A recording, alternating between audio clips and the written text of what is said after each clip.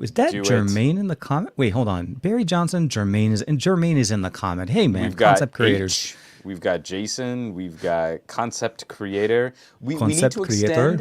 extend the merriest of birthdays to David Burns. David Burns, It's happy birthday, David my Burns' friend. birthday, so happy birthday, Today? buddy. Is it I, actual? I already sent him his gift early because he won like two of my contests like back to back. Rigged, I So tell you, it's he, rigged. he got a No, I'm just kidding. phone and some Buds. earbuds, I believe. Yeah. Yeah, I think the So happy birthday! I knew happy you were gonna birthday. win, so I didn't buy you anything Hey, else. yay! Hey, welcome back. Welcome back to another episode of an interesting show this week. This week is an interesting week because I decided to be a little bit nosy and I brought in my live stream that I typically have on Saturdays and Yeah, you're combined it double with the dipping, man. So it's the best of our I'm not week. double dipping. You're double No, dipping. I meant to say I am. Because I felt bad that I wasn't going to have a show this week, which is really kind of like bumming me out. Saturday's going to be super busy. This weekend is It like feels crazy. wrong when you need to like miss a week. It does. You know what I mean? Like I feel like I'm like I don't know. It's like, and then I was trying to like I was scrambling. Like, what can I do? Where do I do? What do I say? So I said I pitched the idea to Juan and then JC, of course, as usual. Like he's like, hey, dude, I'm cool. I'll we'll do the I'm two. easy like Sunday morning. Absolutely. So with that being said, again, happy birthday to Dave Burns. David Burns, of course, everybody, let's wish him happy birthday. Sarvan's kicking it with us. So we have some of the guys coming over from our on the Android Bay, kicking it with us here. Oliver, hope you're doing Nice. well. And it has been a week, my friend. It has been Yeah.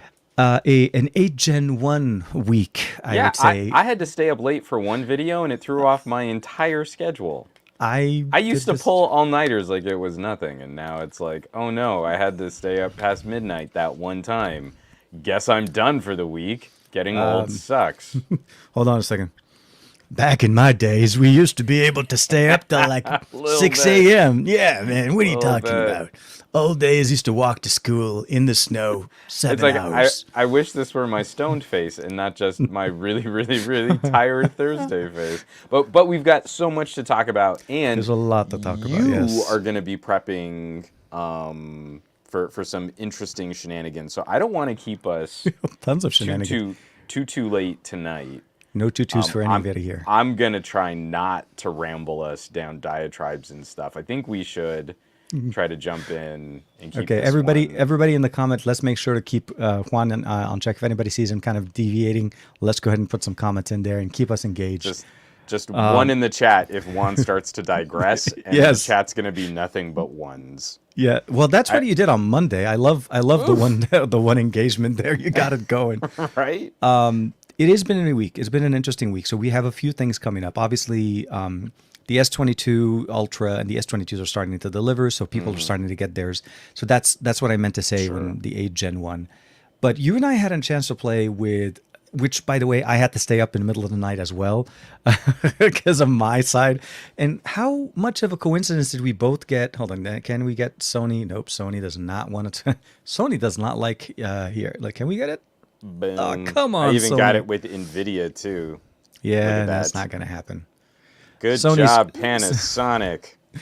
Sony says no bueno, Go not happening. Panasonic. But I'm gonna fix it. I'm gonna log in and do this. But anyways, There you go. so this is the new Tab S7 S8 Ultra shenanigan. It's a big boy. It's so okay. Let's just jump in. Yeah, Tab yeah, yeah. S8. Ultra. Your full review, because you've had it for like hours now. You yeah, should yeah. be able to do a full in-depth review. Go. Okay, it's it worth amazing. it? It's Should you worth buy it for it? the monies. Absolutely, absolutely. Okay. Yeah. Done. That's all we really needed to hear. I Sell your mean, limbs, sell it your feels good in children, the all hand. that good stuff. In Ah, one that's a hand, little- it feels really good. In two hands, it feels good. In one hand, it feels weird. It really feels weird. So I'm coming from an S7 Plus. So for me, it was definitely the size of the display is what I wanted. I wanted more real estate, and my entire old tablet fits inside of this since this is kind of much bigger. I'll say this. It definitely feels more like a laptop than it feels more than a tablet. I feel like the S8 Plus will probably be more of a better choice, mostly because of the form factor. Maybe you're closer to the 10-inch. But once you go into this form factor, this is. Do you remember back when Samsung used to make the giant, the AT&T, Yeah. the giant tab? That's what this feels. This feels like a small TV sitting in my hand. So, Yeah, long story short, it seems completely impractical for casual consumption. You know, I'm gonna lie in bed and do my Wordle. it's Seems yeah. like the absolute worst idea in my brain. And I feel like when we're kind of killing words like pro, like words like pro don't mean anything anymore. Ultra I'm seems to now be a word that we can count on for a more premium experience. This just a seems to little, yeah. be like a It true. graphics tablet that we can take as a more work and productivity oriented Beautiful, device. gorgeous display, massive display, great colors, amazing sound, great content consumption. I mean, it's what you expect from a premium tablet that it runs Android. Dex natively built in or the Android interface. You can choose between the two. You could use it as a secondary display to your to your computer as a third, as an external connected display. There's a whole bunch of things you could do with it. So honestly, if you're looking for a tablet and you do want it on the larger scale, I would go with the Ultra. But I feel like the Plus may be a better fit for most, mostly because again, that's the standard size tablet. This feels like a giant. I mean, it truly is the embodiment of Ultra. I mean, it encompasses everything that you want. SD card. Who would have thunk it? Samsung still What? has SD card. Yeah. An SD card? Why would you It, ever need to add storage to something? Why didn't you just buy the most storage that you'll always in the future need? TK, are you getting poor? I'm Are apparently I'm you too poor for Samsung. because like if it has an SD card slot, then it's the same as one of my mid-ranger phones like this TCL 30. It Because does. It does. only poor people need SD SD card. card slots. It's That's because proven. Samsung, for some reason, this year decided that they were going to do the memory challenge upgrade on the S22 Ultras, where they're giving you the ability of jumping to the next level. But for the tabs, they weren't. So yeah, 128 for me is more than enough. I have a 256 gig card that makes it very functional and carries all my media. So there was never ever a reason for me.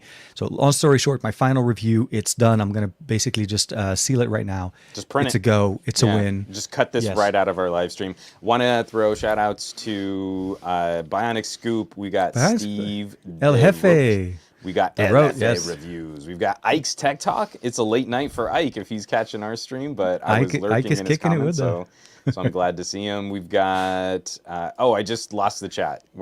We had someone else in here too. Oh, Tech for Your Needs. And Ranesh is in there as well. Ranesh. Yeah, So absolutely. we got a real good crew here. I feel like Samsung's tablet game is really strong right now, even given some of the disparity of like Qualcomm SoC versus Apple A series. I can make a stronger argument for a Galaxy Tab being a laptop replacement, where the iPad Pro kind of broke my heart. I was really hoping that M1 iPad was going to give us Actual M1 something. performance. Yeah, Well, no. but something a little more touchscreeny Mac OS. That's on me. I had hopes, and I shouldn't have done that. Why should I ever hope to get more things out of a really expensive premium you set yourself slate up. computer? You set yourself Just- up for disappointment. Is what you're saying? But as soon as you say Dex, this is still to me the crown jewel game, because Android 12L, Android 13, they aren't here yet. We don't have a mobile operating system that takes better advantage of larger screens. I love my Duo. That is stretching Android to its breaking point. I like the And approach of duos. Yeah. and as soon as no, what I mean is, as soon as I go bigger canvas, either you need to fundamentally break Android to take advantage of that screen real estate, or you need to scrap it all and go with something that's a bit more like a traditional desktop OS. And so for that reason, I feel like the Galaxy Tabs have always been, like, they've always made more sense as like a mobile operating system, mobile work or productivity device. And it solely comes down to Dex. It is. It's De- the and big Dex- pet peeve I have with the Fold is I would rather use the Fold with the inner screen using Dex, and I can't do that. And the only thing I probably will say is one of the really nice thing. I mean, obviously it's very nice. They included the keyboard stand dock for free with the pre-orders or the orders that you're putting in for the S28. Well, the Tab S8. And honestly, as an accessory, this makes it so much. This is like the neck stock meets what we're doing here. So I don't necessarily have to carry the neck stock, and if I don't want to use the keyboard, which is magnetic, I like the fact that we get this nice little no, but does it remind you of anything? The hinge design. Oh, Surface. Yeah. So the design is absolutely great, and now that I have this connected, I can do this. Bam! Hey, look To at the that. bam. Yeah, so all I have to do is just turn that on now that I fixed the problem. But it looks great. So here, there's kind of like showing the feed. Inception TK style. Fancy. TKception. We need a best of our week recursion. Recursion something. Yeah, we can but call yeah, it something so similar. long story short, very nice. Well, Definitely the most don't- exciting don't part of my mean- week. I after don't mean to go immediately cranky Juan always hates on Samsung, but it would seem to me, I was in Ike's live stream where he was double dipping. He's got a Galaxy S22. I mean, excuse me, he's got a Note 22, and he also got a Galaxy Tab. You've got a Note 22 and a Galaxy Tab, and I don't want to put words in your mouth. But I'm getting the feeling from a number of my techie pals that are getting both a phone and a tablet. I'm hearing more fun, excited conversation about the tablet than I am about the phone. So I feel like this is probably our little transition point where you've had the phone for a bit. I'm sure you've got it set up. I mean, I've had obviously it for a couple of days, yeah. my joke about, oh, where's the full review, TK? Because, I started seeing videos adding the word review, like 24 hours review. Why are we clickbaiting people? Well, Seriously. no, because and this is what's so frustrating. If you will allow me the minute of soapboxing here, it's because Go Samsung ahead, my friend. knows I will they're be sipping. gaming. Oops, I will be sipping. That was close. Samsung is gaming the YouTube algorithm. They do it every single time. They know there's a peak of interest before the product ships to people who really spend money on it, and then they're laughing all the way to the bank. As soon as real people who have put their own money into the game are getting these products, the SEO on Samsung plummets. And so what's frustrating is like, this is when all my friends are getting their Samsung gear. This is when I feel we're getting the most relevant content. Oh, absolutely. Real, like Michael Peppertech, Ike's Tech Talk. I know Barry's going to be rocking some Galaxy gear. You've got your Galaxy gear, the entire crew with like Easy Computer Solutions and Gadget Goddess. And I even got Tech this King for you Mike. to play with at some point, hopefully. Ooh. I got one for you to play in green, so we match. I love it. And especially after playing with the iQOO, I'm sure my take on the Galaxy S22 is going to be very kind.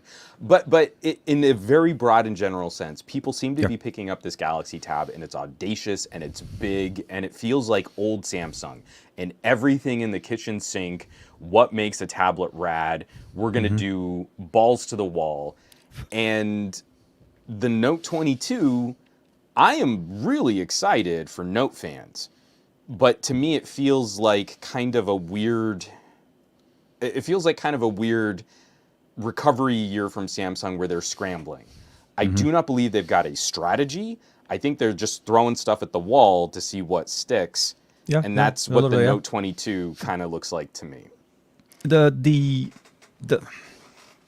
constant emails, the constant notifications, the constant text messages from Samsung, because I pre-registered for showing my interest in pre-ordering daily to let me know that the S22 Ultra is still available for me to pre-order. Yeah. Was I mean, at the beginning I was like, okay, great, yeah, okay. So I at one point I was like, do you not know I put in my order already? Why you keep telling me?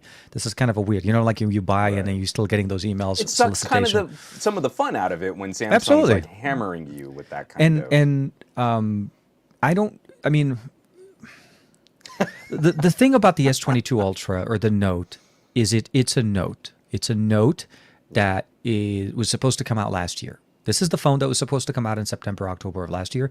We're just finally getting it at the beginning of 22 with an 8 Gen 1 as opposed to an 888. This is literally the only thing. And from a day-to-day activity, you would not even know that this is an 888 or an 8 Gen 1. Let's be honest. the features, the functionality, none of the new things that Qualcomm announced that we saw are very much utilized. So we don't have multiple camera recording at the same time. The triple ISP configuration giving us the ability of recording 3 separate streams. We don't have that.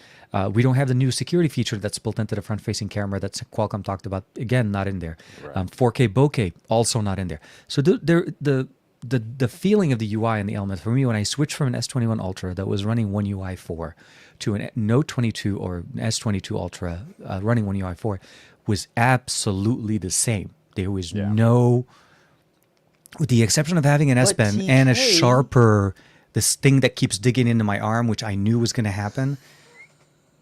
It's little things. No, but seriously, look, I mean, don't get me wrong. If you hold the phones next to each other, and this is a bulky case, Sure. It has more of that dig. I need to find the right case that is more rounded. Everything I get is flat. But TK, I feel like that S21 that you just held up, and I threw up in my mouth because that is ridiculously outdated technology now. Obviously, you cannot function in modern society unless you get that almost the same phone experience with about 10% more CPU power at about 15% extra battery draw. Oh, yeah. And if you don't have that, I mean, why even wake up in the morning? I tried. This morning I was having a hard time waking up. But we've both been spending some time, 8 Gen 1s, we've both been playing with some like really high-end and hot roddy phones, and I still feel like I got we traded our phones back and you gave me back the Vivo X70 Pro Plus, and I'm putting it up against the iQOO 9 Pro, so it's 888 plus to 8 Gen 1. 8 Gen 1, yeah. And the thing I love about what Vivo's doing is both of those phones kind of perform closer to like 865 territory on a lot of my tests. They run buttery smooth. They stay remarkably cool, except under extreme use. I feel I like that better than trying to convince me that I needed to spike my CPU, 12% faster to accomplish a mobile app task, and then my phone ran super hot and the battery tanked. It's like I really need some clear indication of, like, for example, the Galaxy Tab makes way more sense because you're going to have a ton more surface area to work on those thermals, to be able to prop it up, to present it, to work on a larger canvas. All of those things make more sense. In fact, you even get to a point where I'd love to see active cooling on an 8 Gen 1 in a tablet form factor. But your early experiences as we're starting to look at the Note 22, does it at least scratch that itch? Because I know it's not an S. We do not have an ultra premium S this year. No, but do you feel this is going to be the recovery phone for someone who might be rocking a Note 9 and thought, man, I might not have an upgrade. I might not have anywhere to go when my Note 9 dies. So funny you say the Note 9 of all devices, because I actually do know somebody that's rocking a Note 9 that did decide to pick up an S22 Ultra because they felt like this was the only device that they were waiting for. This is the dream, or this is the answer to a Note fan that's been waiting for a couple of years since the Note 20 Ultra or even the Note 10 or the Note 9. To upgrade to a new version of a Samsung Note device. So this answers them absolutely the right way. The difference, though, is for everybody that had an S series that are looking for an S device that don't need the S Pen, but do want the faster charging. They do want some of the improvements in the hardware. They should get an iQOO. They should get an iQOO, or I would like to say they could just go with a ceramic white, Find X5 Pro, which I never thought I would like white, like the white material on the back, but that panda look, seriously. Okay, now hey, we're working. Welcome back to the club. Hey, good job, Sony. Absolutely, man. Thank you. The check is in the mail. So yeah, when we get the Hasselblad and the camera, like I love that continuous smooth. Like I can go this like straight up, and I'm not hitting a bump. Like no bumps. Just keep going over the camera sensor. It's less pronounced. Very capable. It feels always cool in the hand. Like ceramic, for some reason, always has that cold feeling. Lasts longer than most other devices. But the reality is you have choices. This is what really I think most Samsung users are going to notice this year, and maybe why we're getting all these emails, is because people are starting to choose other options that will be more Right. functional for them. This was not meant for the US, but this gets tremendous speeds when it comes down to 4G LTE. So we're getting great connectivity in the US, voice over LTE, Wi-Fi calling, all the features that you want. I have this running on Fi right now as I'm going to be traveling, so I Right. reactivated my Right. Fi SIM. But you know what? The one thing that bugged me the most about my setup process of the S22 Ultras and the S22. I chose to go because of a financial thing. I didn't want to spend an extra $100. I didn't go with an unlocked model of the S22 Ultra. T-Mobile was offering an extra $100 off the price and an extra $100 on the trade-in to go with Okay. them when you're buying through Samsung's website. So your boy did the same, but we did expect. I saved a couple of $100 because we're Sure. poor. I need the SD card money. The S22 Ultra and the S22 will not let you set up the phone. I keep dropping things without a SIM card in it. If there and it has to be an active SIM. So That's one second. annoying. Yeah, So that's a I got the bummer. new phone and I'm like, okay, hey, let me unbox it. I'm gonna set it up real quick. I had to take my SIM card out of my phone to put the SIM card in the phone so that the phone can activate correctly. And Not a both the fan. S22 and the S22 and will not work. And I'm like, oh my god, are you serious? Like not even a chance, not even an opportunity. See, and things like that are a bummer. For some of these phones that I get, like we're gonna talk about the mountain of entry level and mid ranger phones that I have on my desk right now. Some of them I can't actually show you on camera. I've got to be really careful now that I've said that. Um, Okay, the everybody, let's the go. thing is, Juan's like, house I now. have some family members, like, I keep dropping things. they Seriously. What am I dropping? you are just testing gravity like crazy I tonight. never figured out what dropped last time, by the way. I could never find what it was. I like looked around. I don't know Probably what wasn't fell. that important. When Well, you not need it, you'll be now. like, oh wait, oh It's not no. important now, obviously. It's a week ago. Who cares But about but that stuff? but but Yeah. when you hear that, and with like a Samsung, that's a bummer because I've given old phones to cousins. Like you're not allowed to have a smartphone yet. But I've talked to your parents, and what we're going to do is we're going to let you use this on Wi-Fi. You've got to give your parents your passwords. This is to see if you can take care of a phone. You don't like completely just shatter it the first week that you get it, and that's a good second life for a gadget. And when you put those carrier restrictions onto a phone where you can't do anything with it unless you are paying a telecom money for a service, it radically reduces the sort of second life functionality of a pocket computer. You've killed the computer function because now you're too restrictively handling the phone function. And that kind of stuff just hurts my soul because like I mean obviously I've gotten into some bad habits, but like I might just be streaming something to my Duo. My Duo doesn't have my SIM card in it right now. I want that as a tablet. I'm not Yeah. using it as a phone right Once you now. set it up, you're able to. Okay, did I? Oh, please don't tell me. Oh, this is going to be messed up. I didn't turn it off, but I guess it shut itself off. Okay, this is the S22. Actually, honestly, I don't remember, but I did remove my SIM card out of it because I needed to reuse my SIM card back again. So I had to do the same thing to activate the S22 Ultra. T-Mobile, Team Magenta at this point. Surprisingly, though, disabling T-Mobile applications and functionalities on this phone was not that hard. That's I good. thought it was. I thought it That's was going to great. be more involved. No, it still works. Still works. It shut itself off when I removed the SIM. But the story the reason why I'm kind of mentioning this, at least also on the stream, is because as I hand this over to you to be able to check it out and see and let me know what you think about it. I'm gonna need to reset it, but then log into it without setting up an account with a SIM card of mine because I think you're on Fi, and it's not gonna work on Fi. This is a T-Mobile locked version of the phone, which again makes absolutely no sense why you You know what? would not let me boot up the I, phone without a SIM. I'm on Fi. I mean, I still have a Fi SIM, but I'm actually not using it as my main service right now. I do have a Mint, and Yeah, that Mint. might work because what Mint does is before you put in the APN, it shows up as a T-Mobile wholesale account.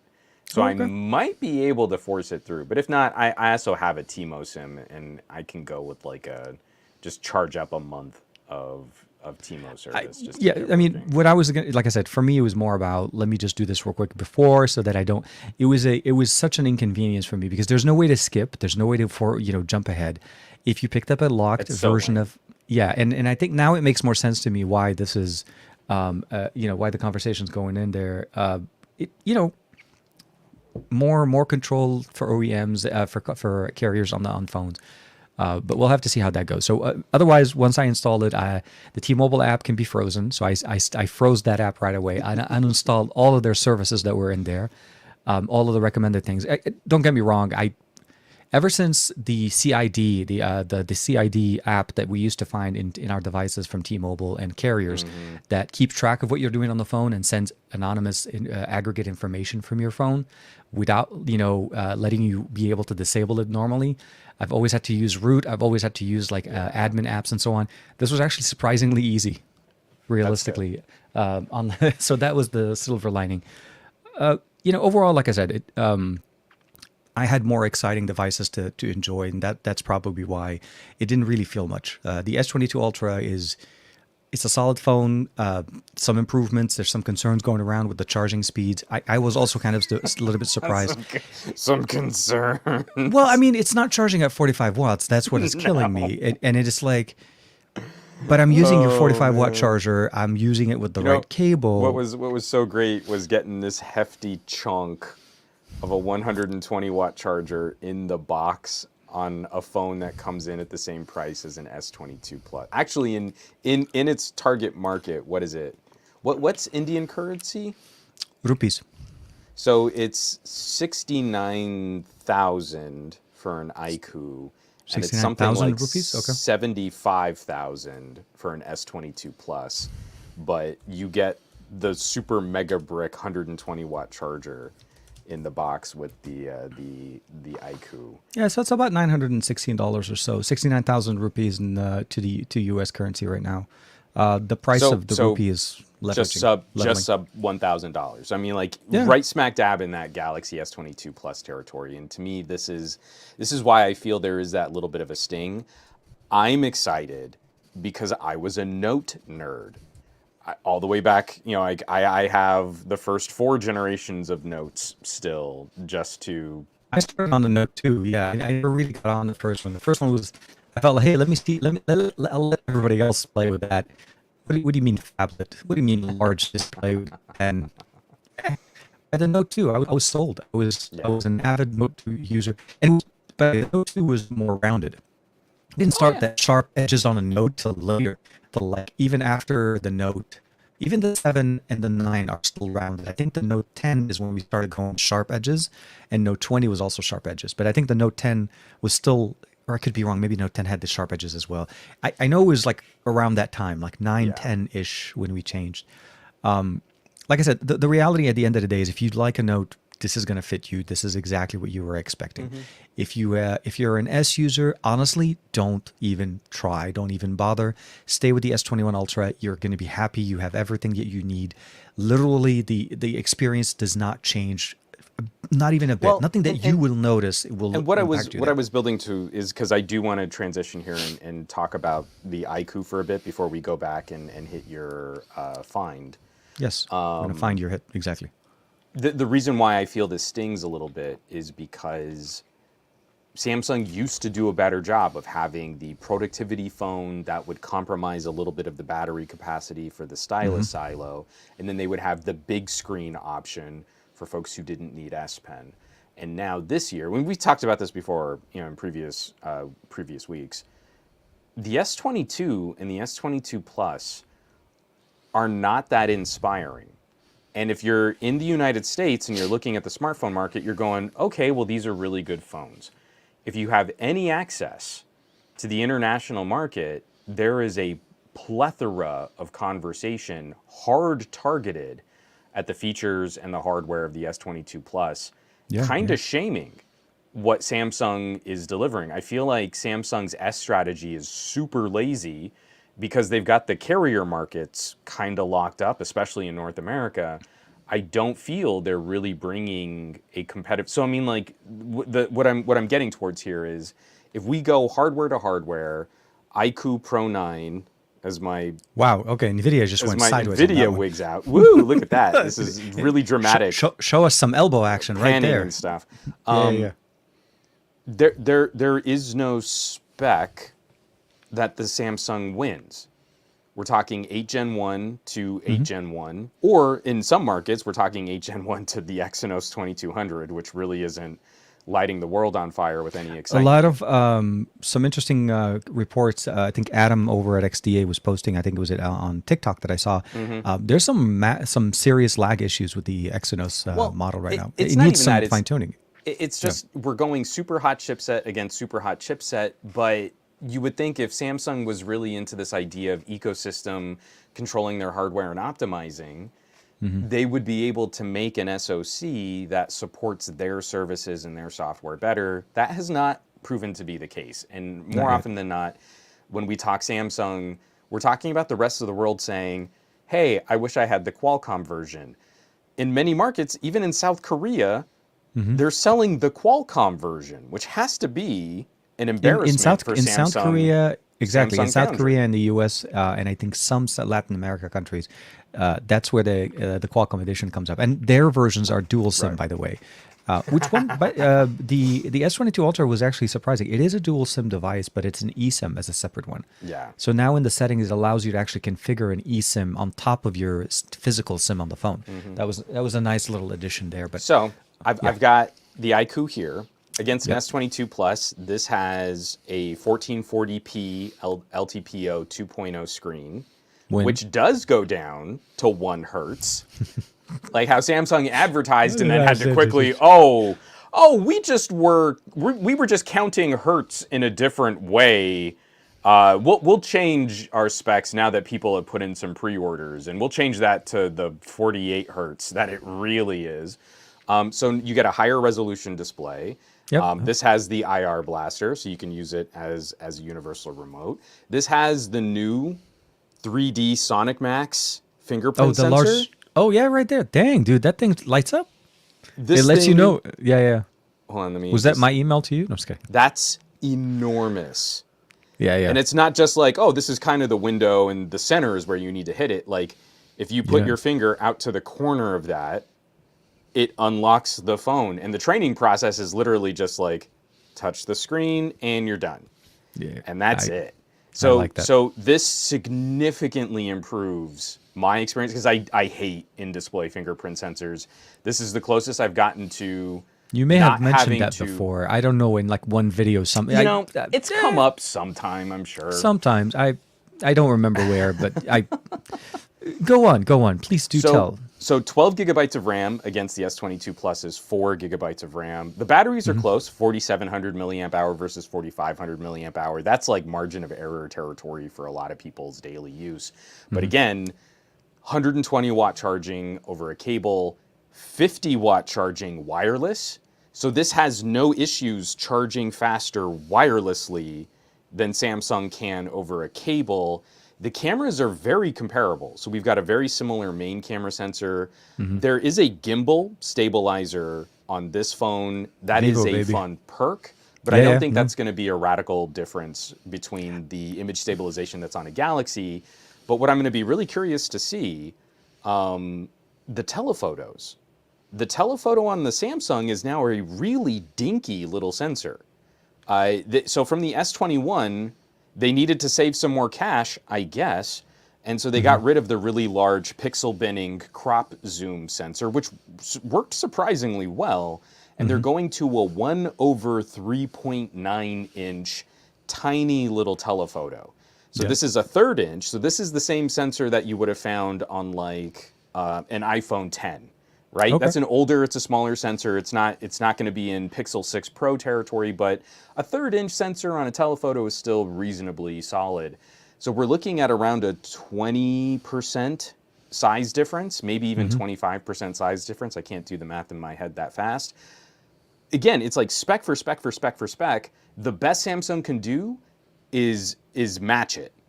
And so many areas, the S22 Plus, which is more expensive, has less RAM, it won't have the same pre-order get more storage in all markets. It's just so disappointing.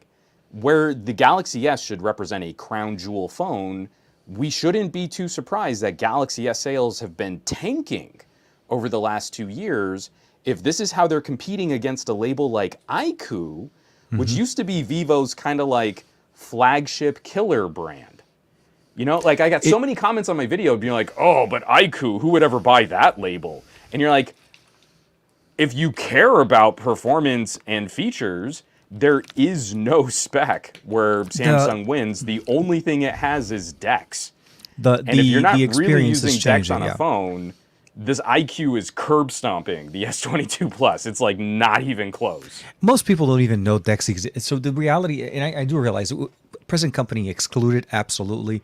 Most people that buy a phone, like if I handed this phone to my mom, the S22 or any of the Samsung S series or Note series, my mom would not know that there's a DeX function in there. There would just never be there because she's never going to connect it to a computer and install the desktop app. She's not going to cast it. All of those functionalities are really secondary to specific like techies. Like I said, for me, I love the fact that DeX exists on the S22 Ultra and then the S21 with something like a neck dock. Absolutely, hands down, best experience. But realistically, I enjoy DeX way more on a tablet because it's natively built. And I actually can live in DeX the whole time. I don't have to turn it on when I plug something else. I can just launch and run DeX all day long with touch interface, with keyboard. I can run it as a second display. So the conversation with what we're getting this year is... it's a repeat of last year with an attempt to not solidify, but like combine an S and a Note fan base that are looking to upgrade. And I honestly, to this day, I will say, if you're a fan of the Note, you've been waiting for an upgrade, this is definitely the phone for you. It's going to meet and exceed your expectations. If you're an S series, I honestly think you should just buy the S21 from last year, the Ultra, and you're going to have an amazing experience. It's still going to be great. Like I said, seriously, with the exception of the S Pen and the form factor difference, I cannot put it into words how my life is better for going from one to the other.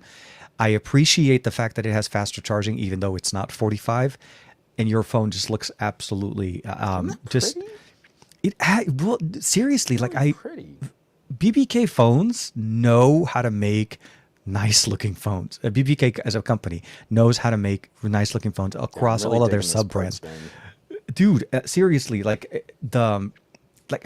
year with the Find X5, Find X3 Pro, the reflective material threw me off a little bit. It was super magnet for fingerprints. It was reflective. I could not ever take a video or a picture of it. And then when I got a chance to get like a slightly better color, like with this one here when we go, it is so nice. Like again, has that weight, ceramic, reminds me of the oh man, what was the other Chinese brand that used to use ceramic as the oh my god, okay, if anybody remembers the name of the company, they used to make ceramic back on their phones, and they used to make like Meizu.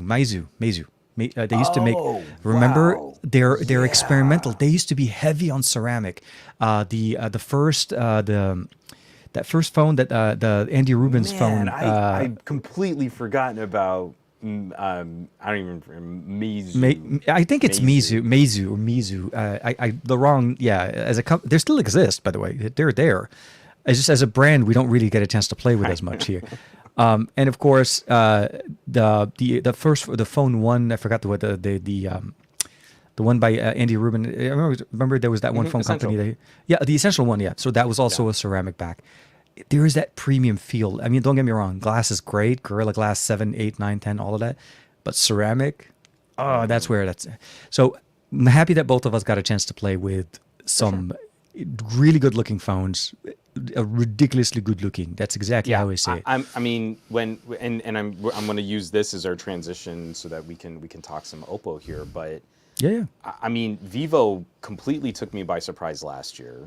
The X70 Pro Plus is just an absolute monster. Took me by surprise. I mean, and I didn't even get one. This iQOO, I had much lower expectations because in my head, that label has always been a flagship killer label. This is a proper flagship. This is a zero compromise, current state of the art premium tier phone that still, in its target market, undercuts the S22 Plus and beats it on every single spec. And then I know I'm going to have to walk into a United States carrier store, and I'm going to be so frustrated because we have zero of these options. We have zero of this competition on store shelves for consumers to check out. You can't tell me that like the BMW M Motorsports, tricolor rally stripe inspired paint job on this phone wouldn't impress some people walking into a T-Mobile store. And Oh my God, this thing is just like that would be the phone that sells like instantaneously, just based on the looks alone. And that's what kills me right now. It's the fact that I think they're missing on an opportunity for It's huge. for really good. Yeah, no, absolutely. And Yeah. keep in mind, Samsung keeps their better color options available only on their site.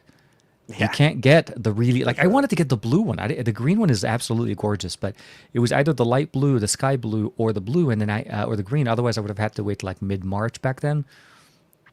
Honestly, I'm happy that I got the phone before I got on my trip, because realistically, otherwise the phone would have got here, sat Yeah. and waited in the house in a box for about a week. I would have picked it up for you. Oh, dude, thank you.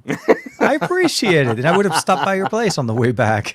Sure, as you're coming back from your trip, you can just take an Uber over and Yeah, just do that long left turn at at Albuquerque Way, and then just come down and yeah. No, I'm. So I feel like this was a solid week for seeing some competitive options, Yes. seeing what this market internationally really looks like, and again, it's finally like if we seeing were the to demand- divide yeah, no, up. sorry. No, I was going to say, like, if we were to divide up BBK labels, if we were to divide up Samsung tiers in the same way that we divide up BBK sub-brands, I think, the sort of yearly smartphone markets would look a lot different.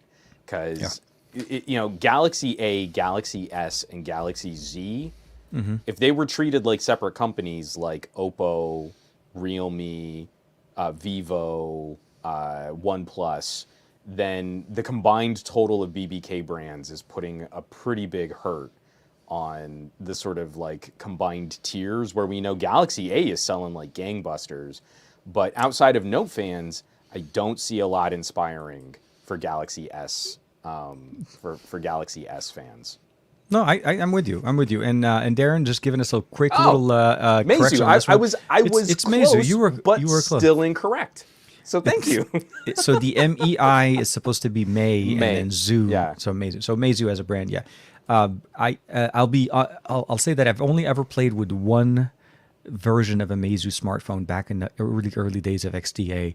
The editor got one for review for some reason, and he sent it over to me, make a quick hands-on, and it was. I mean, it was okay, but it was running a very much like, it's intended for the Chinese market. It's going For international a little bit. But yeah, speaking of brands and other things, the Find X5 Pro for me has been it's like I've been waiting for this smartphone for some time. I've been a big fan. I became very much a big fan of the Find series since the Find X2 Pro with the leather back. Once we went up to Android 11 with the update that they pushed out before we went into the Android, I don't actually, yeah. So from 10 to 11, it was released with 10. When we got Android 11 with Color OS 11, that phone just it was reborn. It was definitely a powerhouse reborn, and OS, operating system, functions, features, everything works great. I don't get 5G, but I'm not really sweating it as much because, again, for me, 4G LTE on the smartphone on T-Mobile in my area in Los Angeles absolutely rocks. Like 120, 130 megabits down, no question. I will not be questioning my connection. I'm very happy with it. Cameras are very nice. Dual paired IMX766 lenses, also color calibrated to work together with 5-axis OIS stabilization on the main sensor. For like, seriously, It's nice. They're starting to learn from each. I'm seeing some Vivo inspired gimbal stabilization here. They're like, we gotta step up here. I mean, again, it's like you start trading like camera sensor sizes for things like advanced stabilization modes, and it's a fair fight. Well, there are people who maybe want to go up to the absolute biggest sensor they can on a phone, maybe even like Mi 11 Ultra kind of crazy large sensor, but yeah, the 108 you move is around amazing. while shooting video. That gimbal it floats really well.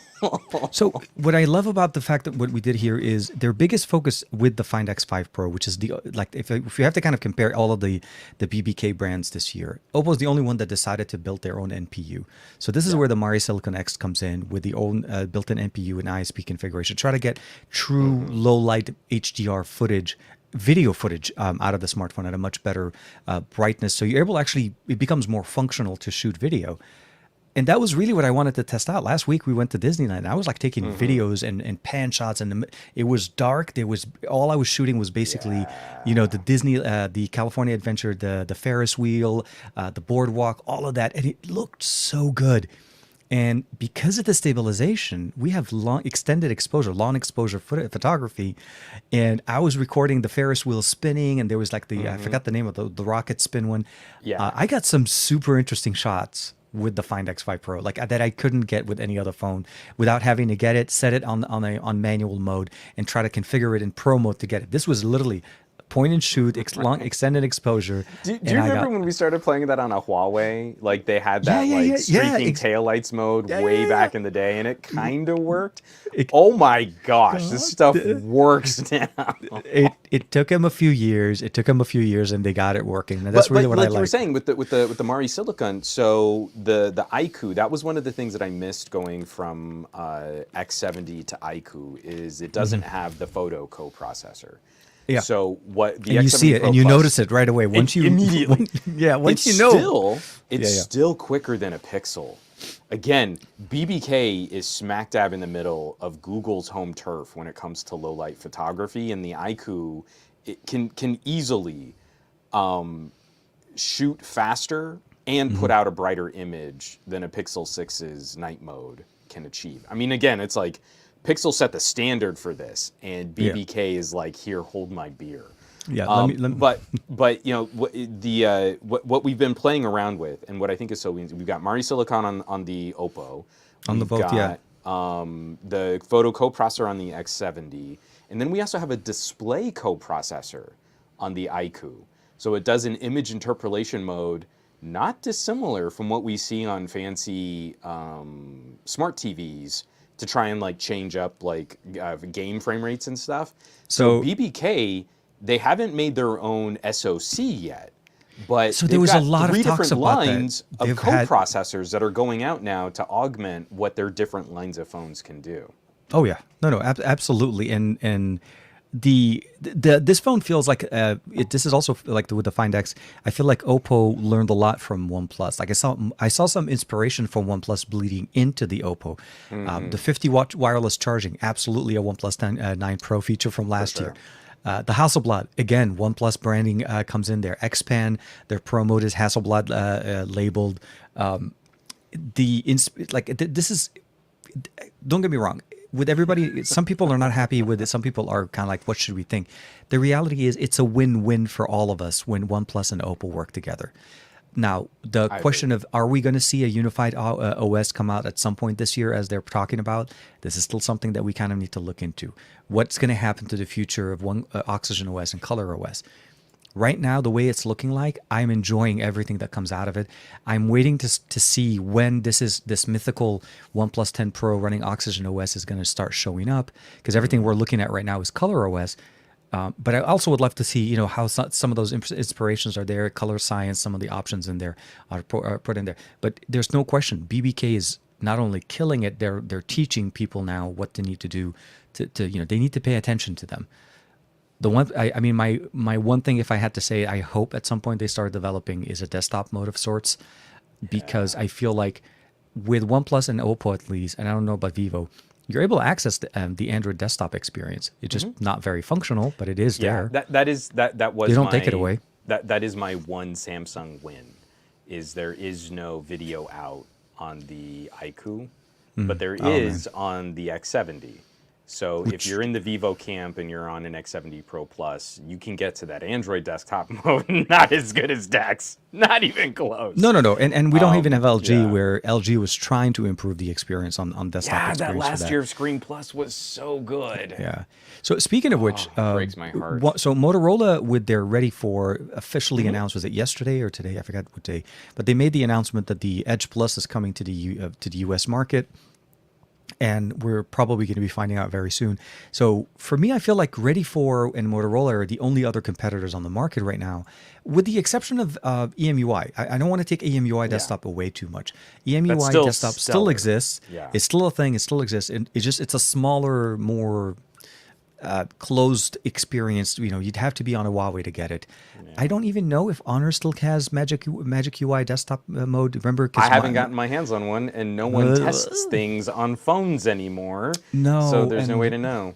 So- You know the one that makes me sad? Which one?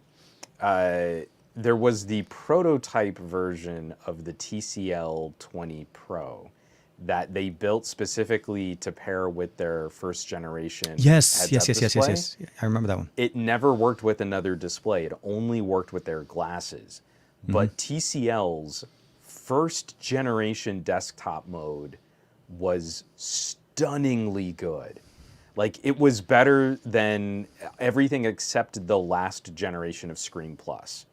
Like, leapfrog everything that LG had done to tweak desktop modes. It was like, 2 generations behind DeX. That's incredible. No one else has made anything like this. Only on this prototype phone. You can't buy it. Only works with their glasses, which you can't get here in the United States. No, drives me and crazy because I saw that would it have been once. the perfect velvet replacement. Yep. The TCL 20 Pro was already very much like an LG Velvet. That's exactly the kind of phone I would love to see in the mid-range, where you can say, like, hey, do you need a PC? Here's a $400 phone that's going to do this for you, and it's going to do it really well. Yeah, and I think this is the biggest thing. TCL is really bringing it. This year, we're seeing that the 30 series it's a different approach, right? I mean, they're changing it from the 10 to the 20 and to the 30. We didn't see any Pro announcement. We haven't. I think was it the V series, the 30V is what we have right now, which is the Verizon one. And I think if I'm not mistaken, they just announced the XE model that's coming up for T-Mobile that and just got announced. Absolutely, that's coming to Metro as well as T-Mobile. That one's under $200. It's a sub $200 TCL.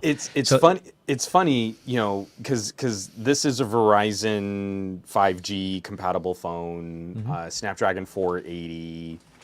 What's the full retail on this? $299, right? It's literally so about $300 on this one for the 30V, and the XE is a little bit less. It just seems to keep being the thing where if you don't need to be fully Verizon 5G compatible, you can cut almost $100 off the price of a phone. It's one of those things you have to kind of truly appreciate of what they offer or what they're trying to do.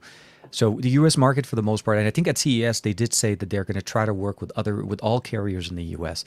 But right now, at least it looks like T-Mobile, Metro, and Verizon are already on board, and they're working with them. Hopefully, at some point, we'll see something that's compatible with like an AT&T of sorts for people that have them. It's nice to see what they have. We're going to hear more about them from them again, I'm sure, at MWC, as typically this is going to be the biggest. I mean, this is truly the event for mobile. It's the Mobile World Congress. CES had some mobile announcement, but it's intended to be more every kind of tech. IFA and MWC, although not local, are very much into the mobile space.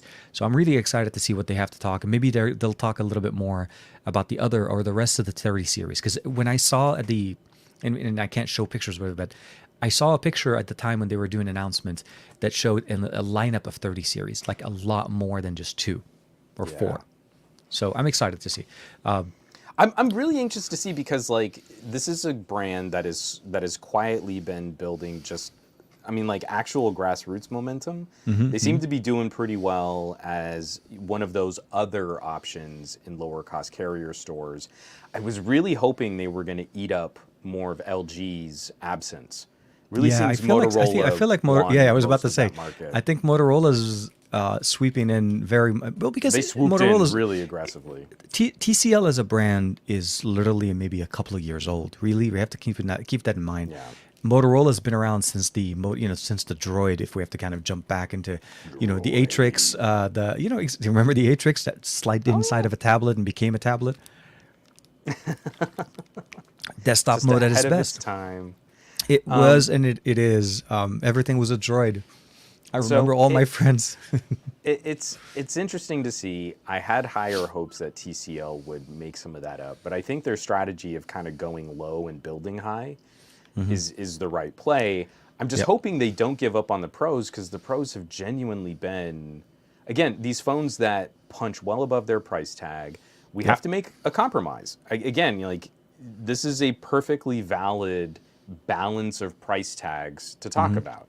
You can talk about 4 years of operating system updates, or you can talk about, hey, in the 2-year window that I'm likely to use this phone, for the same amount of money, I can get way better hardware. And I've always been a hardware guy. I was an LG fan. Obviously, I was choosing really cool hardware over the bestest software because I liked LG. But as long as you can fairly spell those points out, and someone's buying habits, like if you're more inclined to flip a phone after 2 years, or if you're trying to hold a phone onto a phone for 6 years, if that's influencing your purchasing decision, TCL's in this really great spot right now. I really hope they don't back off the Pro. The TCL 20 Pro is a stunningly good phone. Still, even the 10 Pro is surprisingly still good stunningly, cameras. Very, very, very solid multimedia features. I mean, it's like that's the last other brand that we've got trying to build market presence here in the United States. We don't have a lot of competition here, because I was kind of teasing it, but like I've got a stack of mid-ranger phones that I've been reviewing, and only one of these things is actually coming to the United States. So, like, all the rest of these are either import for your $300 or cheaper phones, or congratulations if you live somewhere that's not the United States, you've got flipping incredible options to play with. I love how you have enough of phones in there to make a fan. So good job. You got a fan in there. My desk is trashed. That was just the cheap phone stack. Oh my God! Let me show you the other. No, when I'm able to flex 1,000. No, the question. There's no question that there are options, and I feel like I hope if there is anything that we could, if anything, that we're able to bring a conversation to enlighten others and allow them to see other options. So if you're new, if you haven't checked out the channel, you haven't seen, my face or Mr. Juan Carlos himself, please make sure to hit that like and subscribe on the channel. This week is a joint Android Bay / best of our week. So the Android Bay best of our, So, okay, the Android Bay is the best of our week. Yay. No. We appreciate the support. Is always the best of my week. Aw. See, it's things like that that make me giggle. No, It's been a long day, I'll say that much. But the amount of tech, the amount of excitement, I'm also kind of running a little bit on adrenaline a little bit, because I'm very close to embarking on a massive endeavor that's going to be very challenging mentally, physically, but still full of excitement. So I'm really hoping things go there. And I'm also hoping to obviously keep safe and stay safe. This is my first actual, travel international that I've done in the last, in over 2 years, actually. It is over 2 years. Yeah. So for me, it's also a kind of a thing, but I'll get a chance to, hopefully bring you guys some good stuff. Juan and I will have a chance next week to talk and recap some of the amazing stuff that's going on. I'm sure you'll be totally caught up on sleep, totally well rested. Oh, absolutely. I'll be able. This is how cool it's going to be. We'll start a show. I'll just recline my chair back there, and I'll be like, You're going to use your top cam. Yeah. Well, you're fully reclined. I'll be like, yeah, what's up, man? Yeah, I'm doing good. It's good. Is TK lying down for this stream? Is that him? Is he snoring? Angle. Is he snoring something? Can you guys double check? Yeah, no. It's going to be fun. Like I said, first and foremost, it's a lot of work, but it's definitely a challenge that I'd love to be able to see if I'm able to get through this and make it. One thing I will probably say that I definitely do miss not having you there with me. I cannot wait for us to start hitting shows together, and I'm hoping the next one will be the one that we can do it. For sure. Whichever one it ends up being. I'm not specifically pegging one specifically. It's one of those things. I'm excited. I don't know how to speak Catalan, but I'm hoping there's going to be some. I remember the last time I was there, that was my biggest worry. is a Catalan screws with my brain so bad. and not only, but it's also because they're so proud of the Catalonians and the language themselves that they don't want to try to even understand or learn English. Oh, they take such glee in it. Yeah, this is It's seriously charming, like except that you're on the receiving end. yeah, absolutely. So this is very similar to Germans. It's very similar to French people, and I love the fact that they're very proud of their language and of their heritage. Like in Paris, you can't watch TV. You can't go to the movie theater and watch an English movie. All movies are dubbed. For sure. You Now I have yeah. to say though that unlike, so my entire Thank you, like Germany. international experiences of encountering different cultures, like Parisians Hey, typically. Mobile Geezer's in the chat. Hey man, hope you're doing well. Sorry, Yeah, I haven't seen has George been for a long popping in. time. I mean, I haven't been shouting out all the other people that have been popping in. They're like we got Juan Absolutely. and Masby is in there. We got Yeah, some great other DT, names. I'm sorry reading for the everything French. that Yeah, you're yeah. posting. Please, yeah. Go But ahead. when it comes to like the preservation of their language, I always had more positive experiences with Parisian French Mm-hmm. than I did with French Canadian French. Mm-hmm. Just in terms of like who was posturing more. I Mm-hmm. think internationally, the group of people that have been the kindest to a not as experienced world traveler such as myself have been the Germans. That whenever I would go out for IFA, I always managed to get like that one cab driver who was just like, "Oh, Americans, let me make fun of your politics, but I'll take you all around the city and tell you everything that you want to know, and like these are all the cool spots to go. And if you want a beer garden, it's kind of touristy, but the food's really good." That's like number one request. Where is the beer garden? Where is the beer garden? does not happen in Barcelona. Barcelona, No. I'll try my best to communicate in any meaningful way, and they'll just be like, Yeah, no, and the problem is I have no point of reference. The only thing I have is my broken Spanish that I know from Southern California, so which at its best is barely passes as a conversational. My goal obviously is I'm going to be going there. I don't even mention it, so I'm going there with the Real Me, which I want to say, of course, thank you very much for taking care of the travel part of it, which is amazing. So I am going to get a chance to check out their announcement. They're going to be launching a brand new a brand new smartphone. So I'm looking forward to seeing what they have to offer. This is when we were talking a little bit about the bang TK's for so the buck. tired, maybe he just broke an embargo. No, Heard it no, here this first, is- folks. Realme has a new processor to announce. Yeah, when you're running on 4 hours of sleep, processors come out. No, a brand new smartphone that's coming out next week, or I think I don't know if it's phone one or more. But the exciting part is that they're trying to do more. I mean, I just covered their 9 Pro and the 9 Pro Plus. That was like a week ago. Yeah, those are good. So again, to have more devices come out, it's going to be absolutely fantastic. So an Honor is going to be there. I think it's the V series, the Magic 4. I think we talked about it last week. Yeah. So there's But going to be a again, lot it of was- things. Yeah. It was watching BBK try to start figuring out some of the strategy that I think has been working really well for Xiaomi. So this is going to be a very interesting year. Again, I'm like, this podcast not sponsored by BBK brands, but this is going to be a really It sounds interesting like it. year for leveraging a smart global parts bin, because we're in the middle of constrained shipments, of component shortages. You've really got to be operating, and you really got to be streamlining and making sure that there are effective component choices going out there. Xiaomi, 2 years ago, was ahead of the curve on, hey, if we kind of staple this frame to this SoC to this camera, we can call it a POCO. But if we swap out this screen for this RAM, then we can call it a Redmi. And then if we put in some nicer components, we can call it a Mi. That has been, I think, the world's most aggressive smartphone growth. Again, because I love it. You'll see in the chart, they'll separate all the Xiaomi brands, they'll separate all the BBK brands. But when you staple them back together again, you're talking about a global sales force that significantly outpaces Apple and can regularly put a hurt on Samsung. That to me is like, if BBK can kind of figure out some of that Nord to Realme to some of these inexpensive Vivo options that are going to be coming out, that makes them so much more effective on the ground in specific regions.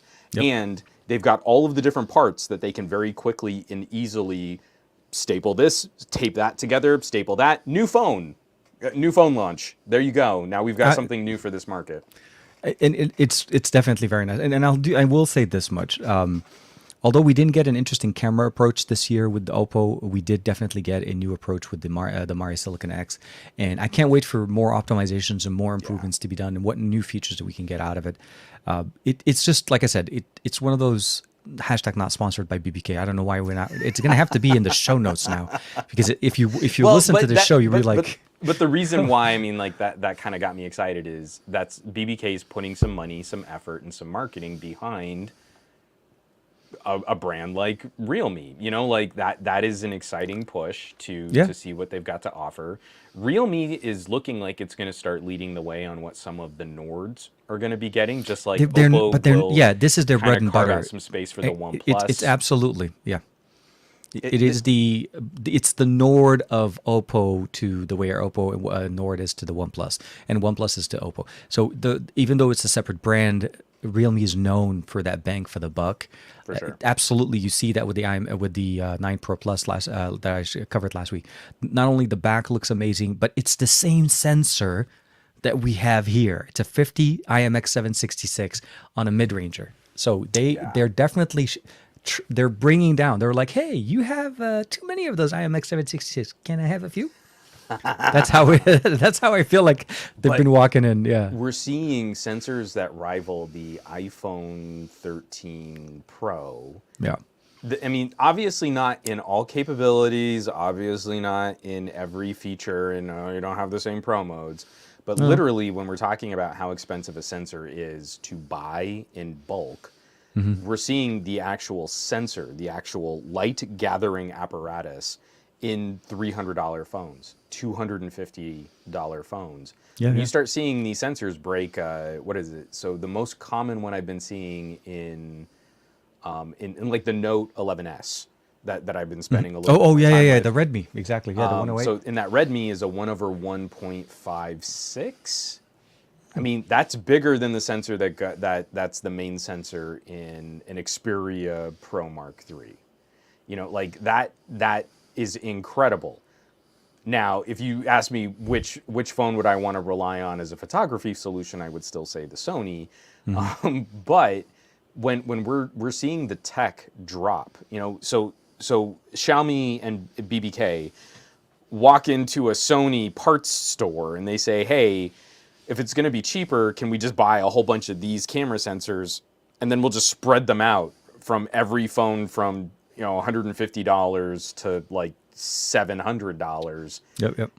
You can leverage incredible component prices when you can guarantee that that component is going to be used broadly across so many different devices.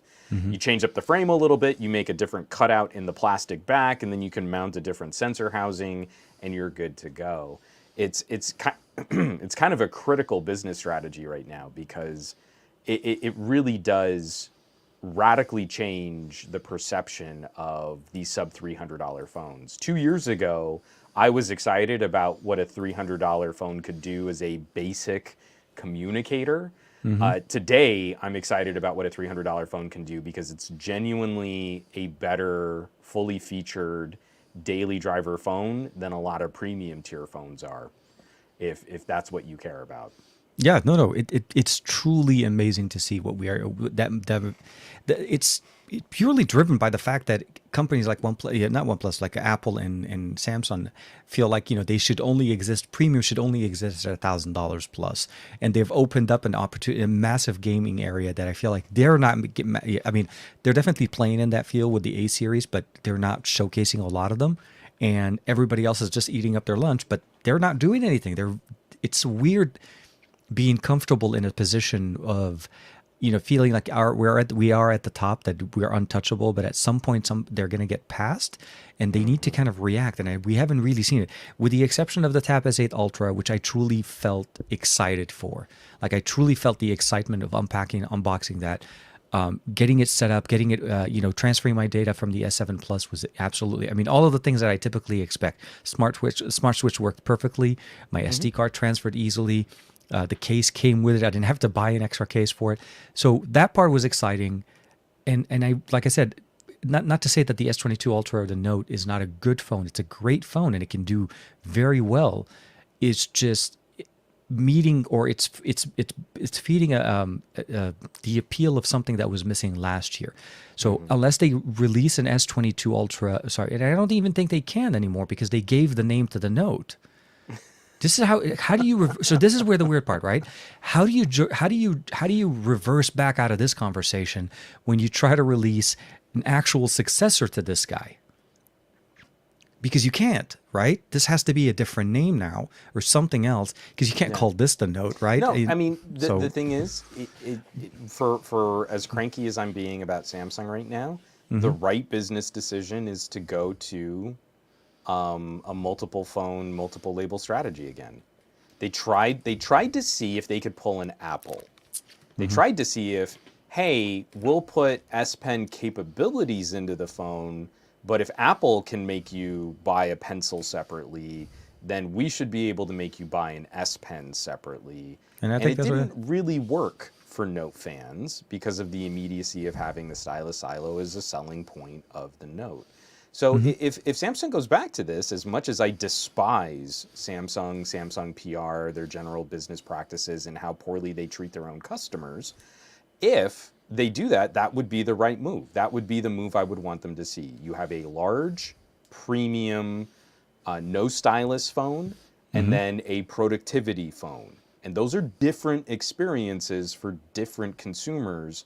What you should do is maybe whittle back on how lame the smaller Galaxy S's have gotten.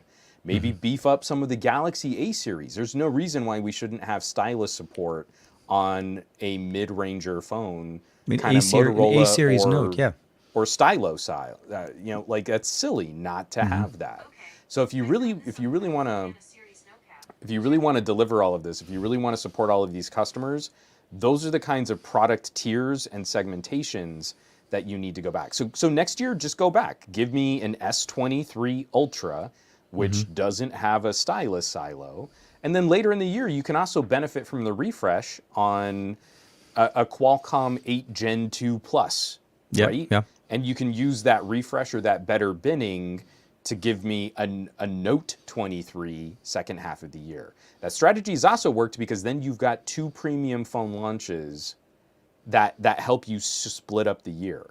So you've got folding phones in there. We're definitely going to see Z Flip and Z Fold. Oh, absolutely. I'm pretty sure too. The Z Flip 4 or whatever the successor is to the clamshell style is going to be there. But the Note stands alone as a notepad device. You don't get that same experience from a Z Flip or from a Z Fold.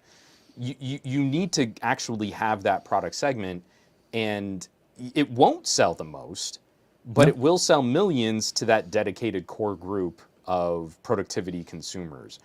It's the only thing that makes sense. At some point, they're either that or you do further damage to the sort of long-term reputation of the S series, but you're definitely not selling enough Z series to make up the difference.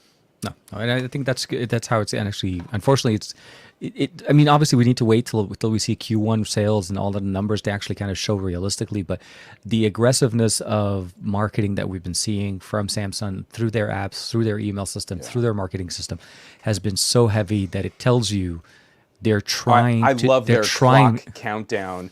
Don't let these pre-order deals pass you by. You've got 2 hours left to take advantage of a storage upgrade. This is like the thirstiest we've ever seen Samsung. And it's a shame because I feel if they just put some more visibility towards Galaxy A, they'd still be making a baller commentary on these are the products that are absolutely servicing the customers that need them. We make the best solutions in all of these different price tiers, in all of these different categories. We've got the perfect fit solution for your needs. They're not doing that with Galaxy S. They're playing games and they're scrambling, and this is not a cohesive strategy. Yeah, no, absolutely. No, I'm with you. So hopefully we'll see what kind of comes up for the rest of the week. I think it's been. I know you're spending some more time with the Redmi, with the 11S and the 30V. I'm hopefully be able to spend some more time. I did get a chance to play with the 30V. I just wasn't ready to put out a video for it yet, so I'll probably do that as soon as I come back. I don't want to shortchange it. It's a really good deal on Verizon.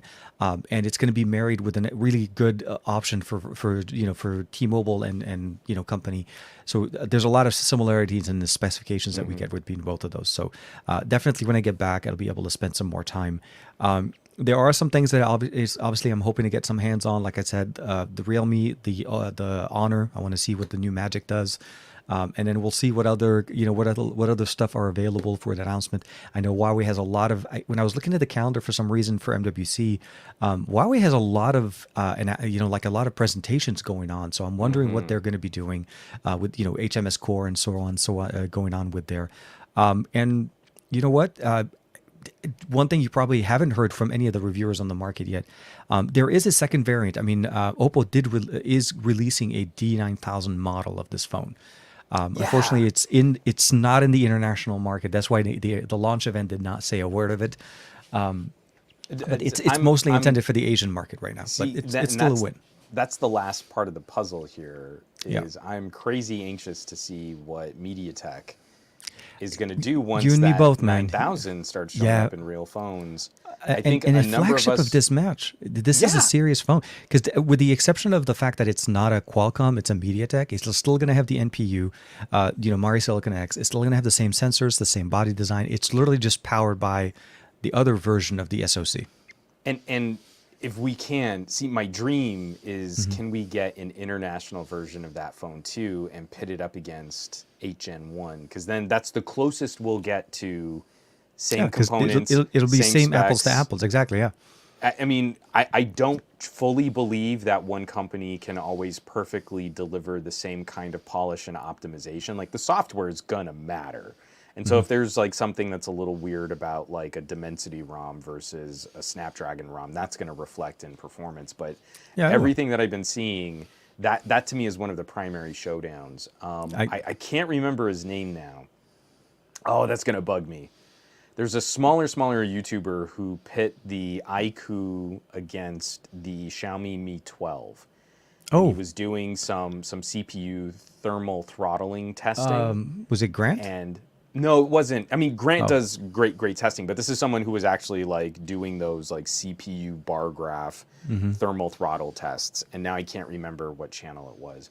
But it really did reinforce the experiences that I've had with Xiaomi have been very spikeful performance, crash because of thermals. Spikeful performance, crash because of thermals. Samsung started getting a better handle on it, but I still had a very twitchy S21 experience.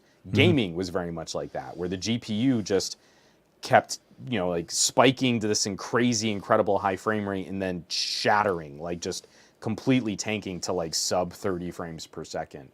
And then I put that up against like a OnePlus or a Vivo, and those phones wouldn't always win the race, but you'd see this like perfectly even GPU curve. You'd see this like almost no degradation or thermal throttling performance in one of my render tests. You'd see like a 5-degree delta on the phone running much cooler from what I could measure against a Xiaomi. And that to me is going to be so much more important. So if we can get some of the power efficiency benefits of Dimensity, even though technically the Snapdragon can outperform it, it only seems to be able to outperform it in a tier of battery draw that is completely unsustainable for more than like 30 seconds. So that to me is going to be the critical test. If we can get an OPPO with both, I think we'll get a great handle on what's really going on with some of these SoC design choices. I'm going to keep trying. I'm going to keep trying to ask. And honestly, what I wanted to do is I'm hoping that they bring something. So I'm hoping, first thing I'm hoping is MediaTek has some type of presence. And if MediaTek is present there, that they do showcase something with a D9000 in it. I want to get my hands, even if it's a 2-second me looking at it with my, holding phone and like, I'm here at Best Buy, I'm holding a thing. You know what I mean? Which I've done. I'm not making fun of anybody else. That's exactly what I did with the first Duo, because of an interesting embargo. So I'm really hoping to be able to see something with a D9000, even if it's not OPPO. If it is, it'll be amazing. But just to kind of see how it's just an initial impression of that. But I will keep trying to see if I can get whomever does announce a D9000 to actually get that in. We'll have to want see. it so bad here in the United States. I'm with you, This man. would be such a huge opportunity for like Motorola to come in with like a premium tier flagship or something, just because like the parts licensing and the parts, the parts, but no, I get, yeah, the component shortage and everything that's available. No, want it so much. More competition is going to be way better, especially because the Exynos just really isn't getting it done. No, it's just weird. 3 to 4 years in a row, Exynos, but we'll have to see. So, with that being said, just keep in mind, guys, as you know, this is a combined show for this week's episode of the Android Bay. So there will not be a show on Saturday. I do apologize for that. This is it for this week. And obviously, we'll try to get back into somewhat of a normal show. Stay with us, of course, like and subscribe as usual. And make sure to check out Juan Carlos's SGTQA on Monday.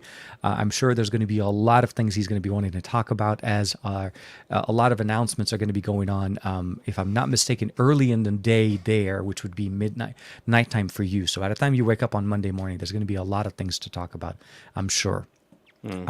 I will be your on the show floor person. So if anything, you guys please make sure roving to connect reporter. with me. I will be roving, standing in the middle of the show floor with wind flying through my beard, since I don't have hair up there, and saying, "I am here in the storm of MWC 2022, and people are going crazy, man. There's too many phones, too many 5Gs." Just make sure you stay hanging out in Barcelona. Maybe avoid trips to more eastern parts of Europe.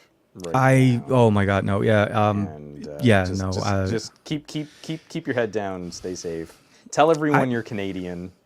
Je suis Canadien. Bonjour, comment va? No, I know Steve went to sleep. So with that being said, I'm not making no. No, actually, I will say this: there is a number of creators from the Middle East that I haven't had a chance to check out or meet with. One specifically that happens to be Lebanese like myself, but lives in the Emirates, that I met online. So I'll get a chance to hang out with them as well. So I'm looking forward to kicking it, having fun, being very alert with MWC as typical. I already saw somewhere online that somebody got their everything taken. Their backpack with their laptop and stuff like that. Unfortunately, it is something to keep in mind when you go to Barcelona. So, yeah, stay safe, double masking, keep distancing and all of that good stuff, and making sure I pass my PCR to come back home. Otherwise, I'll be talking to you from Barcelona for 2 weeks. That's freaky. Yeah, that's not. You're gonna do fine. It's gonna be great. Yeah. Sanitizer, short of wearing a full body, suit kind of thing. But what I did for CES actually worked for me very well. My wife actually instated this, where mask everything, sanitize, wash hands, and when I walk back to the hotel, straight go in, change clothes, take a shower, and then just do your thing. So I know we're trying to wrap up our podcast here, but what you just said, short of wearing a full body suit. I was just going down like weird, dark movies, and I stumbled on Contagion, and like that movie came out in like 2011 or something like that, right? And I didn't really think it was that great of a movie when I first saw it. I was like, you know what? Let's watch. Let's see. Is that the one with Dustin Hoffman? No, that's Outbreak. That was Outbreak. Yeah. Sorry, I remember there was another one. Yeah, way different because they turned that into a weird action film, and you're like, it has nothing to do with disease. But Soderbergh, crazy cast. Gwyneth Paltrow basically destroys humanity, which is fitting. But there's this one sequence where Jude Law is playing this almost kind of like anti-masker reporter. Like, he's fighting the science, and he's trying to sell this blog about how the government's lying to you and you can't trust anything that they say. I mean, it's strangely prophetic. But there's this one hilarious sequence where he's out walking around a city, and he's in a full plastic inflatable clear bubble boy suit.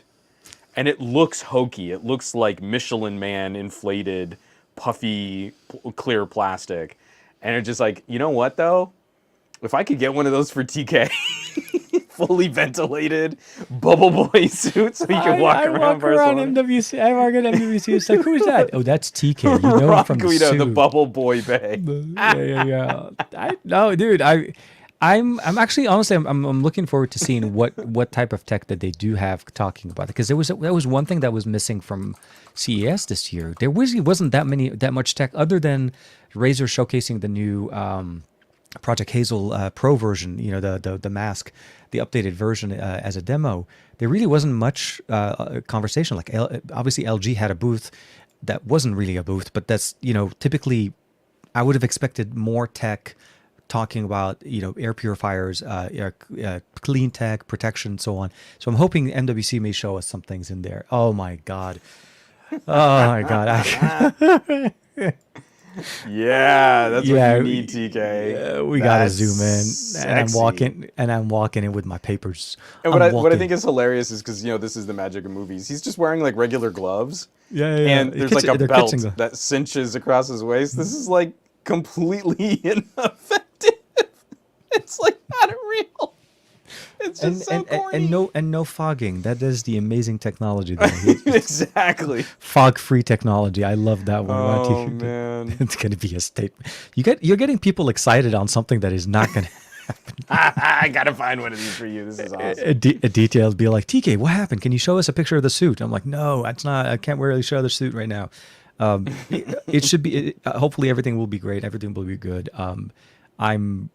I'm excited. I'm exhausted, and I'm scared at the same time. So we'll have to see how things kind of go. So I do hope everything kind of works well, like I said, and we'll be in touch. We'll be connected online and all of that good stuff. Just different time zone. I'm going to be closer to Jermaine and Aditya and all the other guys' time zones for once.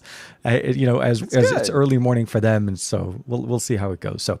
With that being said, again, thank you very much for hanging out with us. We hope that you're doing well. We hope that you stay well.